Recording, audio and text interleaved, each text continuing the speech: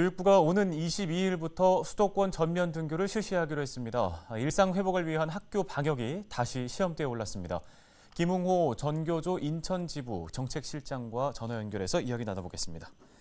자, 실장님, 오는 22일부터 인천 지역 역시 전면 등교가 실시되지 않습니까? 코로나19 상황 이후부터 지금까지를 한번 되짚어 보시겠습니까? 지금까지는 그 400명 이하 소규모 학교만 전면 등교였고 그 외 학교는 3분의 2 정도 등교를 했는데요. 비록 다른 다중이용시설에 비해서 학교 내 전파는 거의 없다고 해도 거리두기 지도라든가 급식 지도 등의 학교 방역에 학교 현장이 많이 힘들었을 겁니다. 작년서부터 등교 수업과 온라인 수업을 병행하는 것도 학교 현장의 선생님들 고생이 많았을 것이고 학생 확진자가 부분 이제 작년에 비해서 좀 많이 발생했는데 이럴 때 이제 그 동선이 겹친다던가 이제 뭐 같은 반 아이들 뭐 이런 아이들이 이제 등교가 중지되고 교사들도 재택근무하는 상황들이 작년에 비해서 좀 많았었는데 이럴 때 이제 중등학교의 경우에는 평가의 시기 그러니까 중간고사나 기말고사 이런 시기와 이제 겹치게 되면 좀 상당히 혼란스러운 그런 문제가 발생하기도 하는 등 여러 어려움이 있었습니다. 네, 자, 지금 상황에서 교직원은 90% 이상 백신 접종을 완료했지만 학생들은 아직 대부분 미접종자라는 점 때문에 조금 우려가 높은 것 같습니다. 실장님께서 보시기엔 어떠십니까? 예, 저도 사실 적지 않게 우려가 됩니다. 예, 현재 우리 학교의 공간을 봤을 때 충분한 거리 두기가 가능하지 않고 코로나 이후에 좀 모든 학교가 전면 등교를 한 적은 없었거든요. 작년서부터.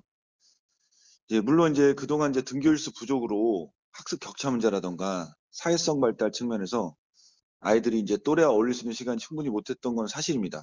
그리고 이제 집에서 가정에서 이제 학부모님들의 이제 아이들 케어에 대한 이런 부담 이런 것들 때문에 이제 전면 등교를 해야 된다는 이유는 어느 정도 이해는 됩니다.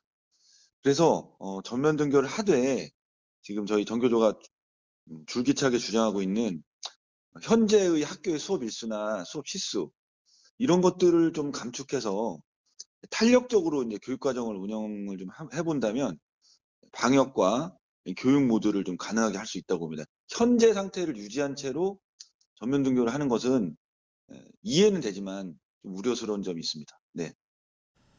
네, 학교 공간이라는 게 충분한 거리두기를 하기가 다소 어려운 부분이 있다는 말씀 주셨습니다.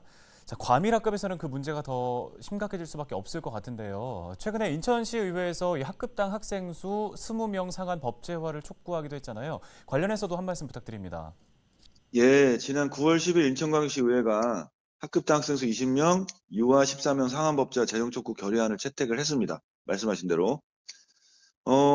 인천시 의회의 이런 그 결의안 채택은 상당히 저희도 그때 환영 성명서를 냈는데 코로나19 장기화로 인해서 학생 수가 많은 과대 과밀 학교가 방역과 학습 지도에서 이제 상대적으로 작은 학교에 비해서 불이익을 받을 수밖에 없다고 이렇게 시의회 결의문에도 제안 이유가 밝혀졌거든요. 저희도 상당히 그 공감을 하는 바이고요.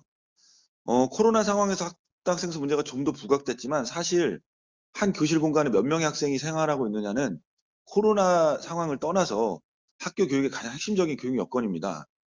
교사 한 명이 학생에게 집중할 수 있는 상호작용의 밀도는 아이들의 학업이나 심리정서 측면 모두 큰 영향을 미치게 되거든요.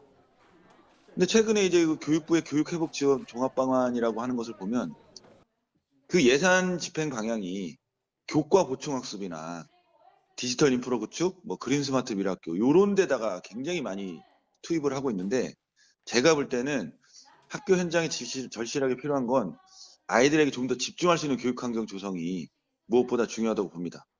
학급당 학생 수 감축이야말로 우리 교육 현장에 정말로 많은 것들을 가능하게 할 것입니다. 네, 잘 알겠습니다. 오늘 관련 도움 말씀 여기까지 듣겠습니다. 전교조 인천지부 김웅호 정책실장이었습니다.